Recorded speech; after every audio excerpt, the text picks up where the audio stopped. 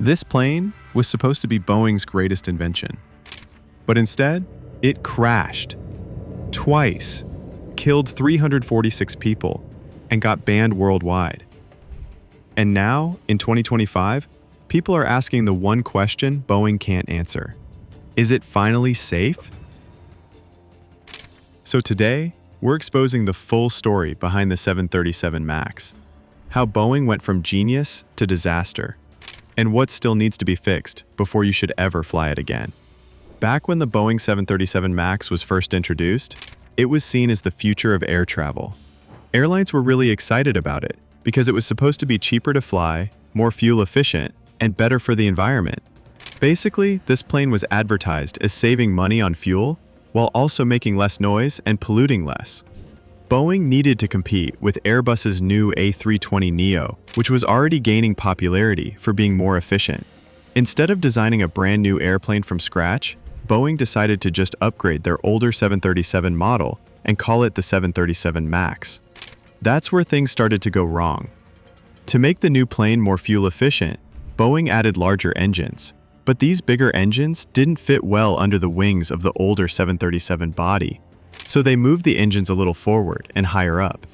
That might sound like a small change, but it actually made the plane behave differently in the air, especially when climbing. It changed how the plane was balanced, and that meant the nose could tilt up too much. This could lead to a dangerous stall, where the plane loses lift and starts falling. To fix this issue without redesigning the whole plane, Boeing added a software called MCAS. It stands for Maneuvering Characteristics Augmentation System. Sounds complicated, right? But basically, MCAS was a program that would automatically push the nose of the plane down if it thought the plane was climbing too steeply. Here's where things start to get really scary. Most pilots didn't even know MCAS existed. Boeing didn't put it in the training manuals or talk about it much. Why? Because if they admitted that the 737 MAX was different from older 737s, airlines would have to spend time and money retraining all their pilots. That would make the plane less appealing to buy. So Boeing tried to keep things quiet and acted like the 737 MAX flew just like the old model, even though it didn't. Now, MCAS relied on information from just one sensor on the plane's nose, called an angle of attack sensor. If that one sensor gave bad information, for example, if it got damaged or gave the wrong reading, MCAS would still believe it. So if the sensor said the nose was too high, even if it wasn't, MCAS would automatically push the nose down. And not just once, over and over again. Boeing was in a rush to deliver these planes quickly because every delay meant more money lost. In their eyes, it was better to make quick fixes than take time for real solutions. The first crash that made people question the 737 MAX happened on October 29, 2018, Lion Air Flight 610 took off from Jakarta, Indonesia, and just 13 minutes later, it crashed into the Java Sea. Everyone on board, 189 people, died. The pilots reported technical problems right after takeoff. They tried their best to control the plane, but something was seriously wrong. The nose kept dipping even though they were trying to pull it up. No one understood what was happening at the time. At first, people thought it was a one-time issue. But just a few months later, on March 10, 2019, Ethiopian Airlines Flight 302 crashed shortly after takeoff too. It was the exact same kind of plane, a 737 MAX. This time, 157 people died. Again, the pilots couldn't control the aircraft. The plane kept pitching down, even when they tried to climb. The flight lasted just 6 minutes. After the second crash, the aviation world knew something was seriously wrong with the 737 MAX.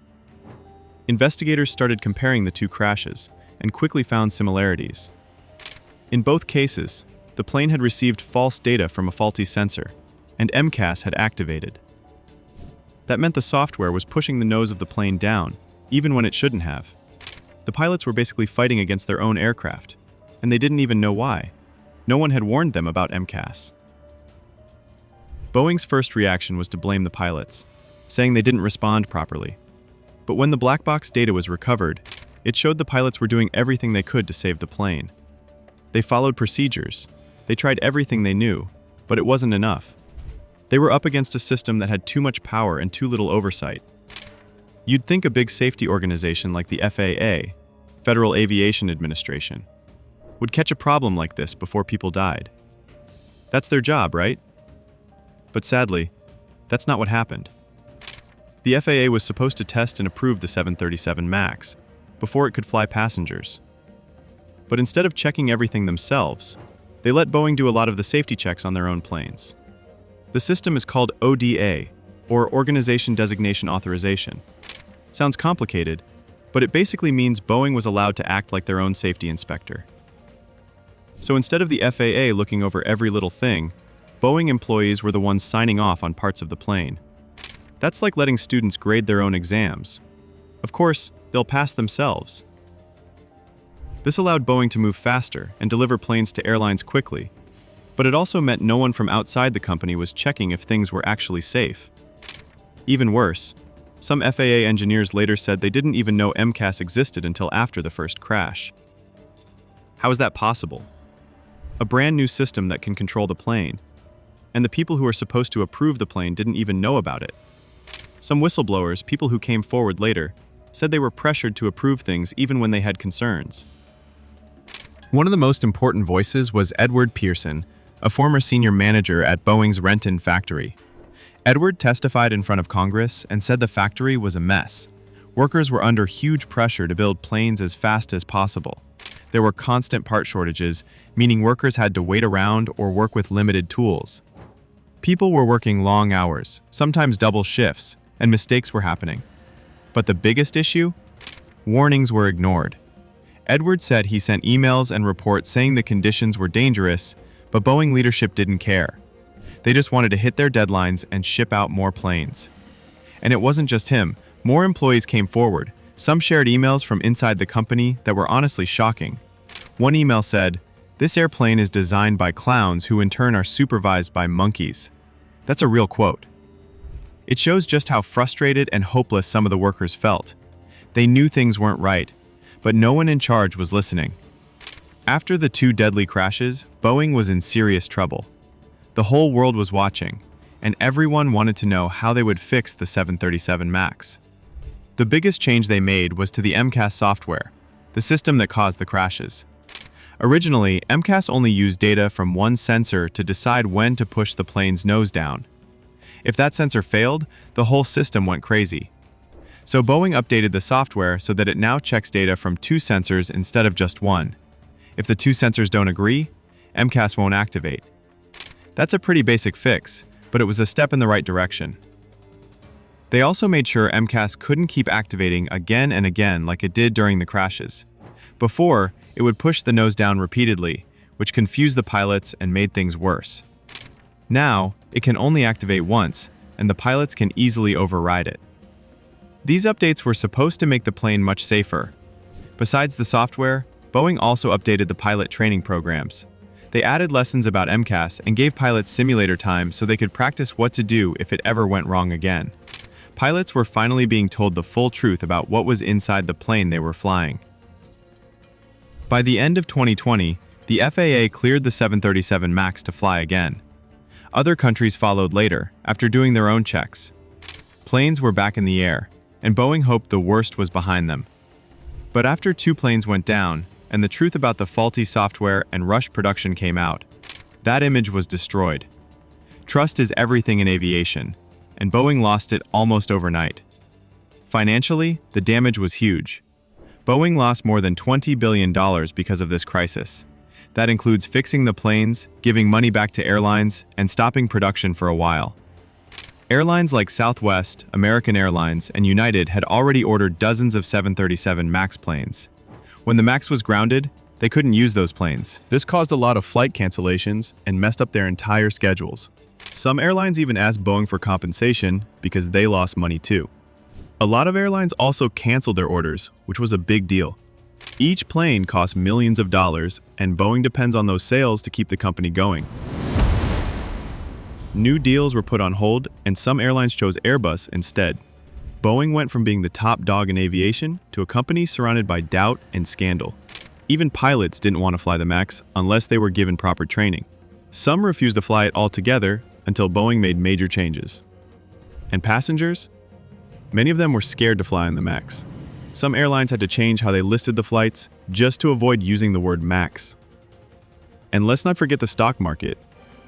Boeing's stock dropped by nearly 60%, which was a massive loss for investors. The company that once symbolized American engineering excellence was now the subject of jokes and criticism. Just when people were starting to trust the 737 MAX again, something happened in early 2024 that made everyone nervous all over again. A 737 MAX 9 was flying like normal, when suddenly, a door plug on the side of the plane blew off. Mid-air. A door plug is like a fake door that fills in a space on the aircraft where an emergency exit could go if the airline wanted more seats. It's not supposed to open or come off. Ever. Thankfully, nobody was sitting near that part of the plane when it happened, so no one got hurt. But just imagine if that row had been full.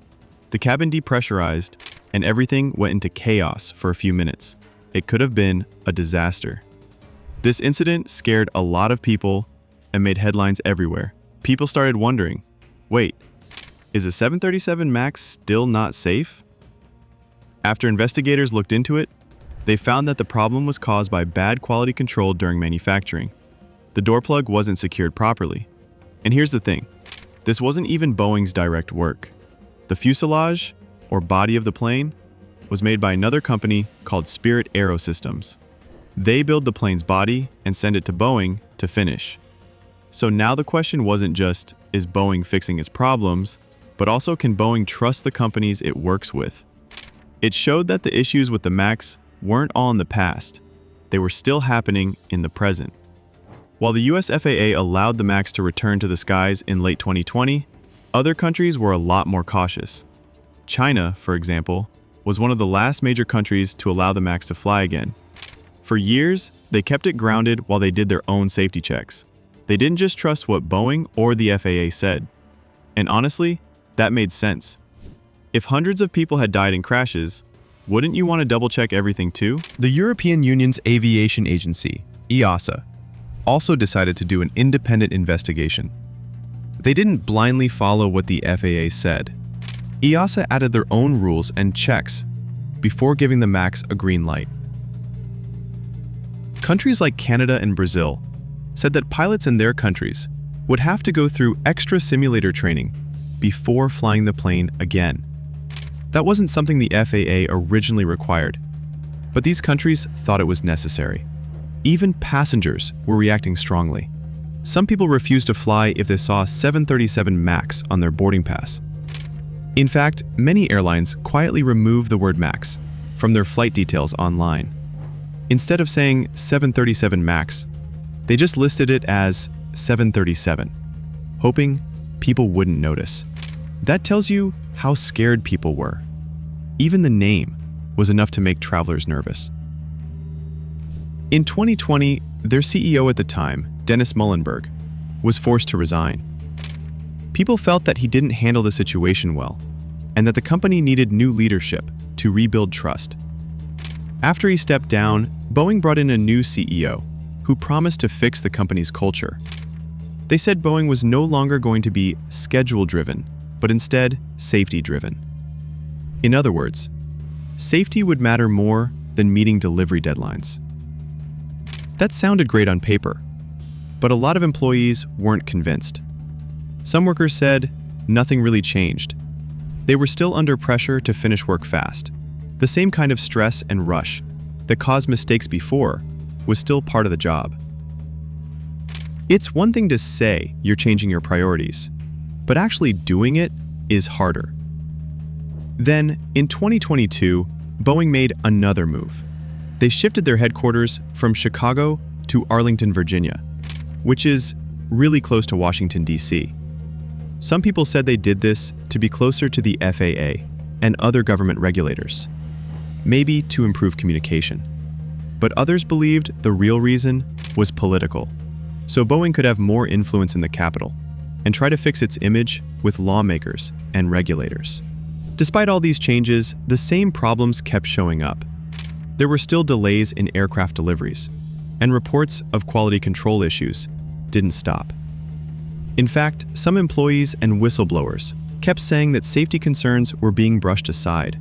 just like before. If this blew your mind, make sure to give it a thumbs up, share it with someone who loves space mysteries, and don't forget to subscribe for more crazy discoveries like this.